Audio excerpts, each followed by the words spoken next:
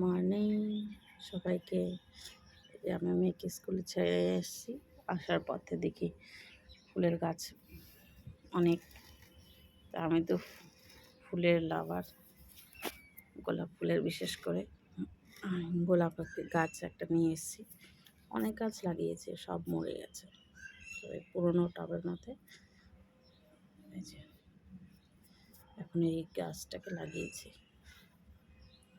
গোলাপ গাছ।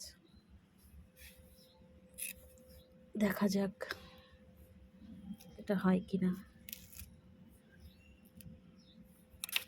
আশা করছি যেন হয়ে যায়।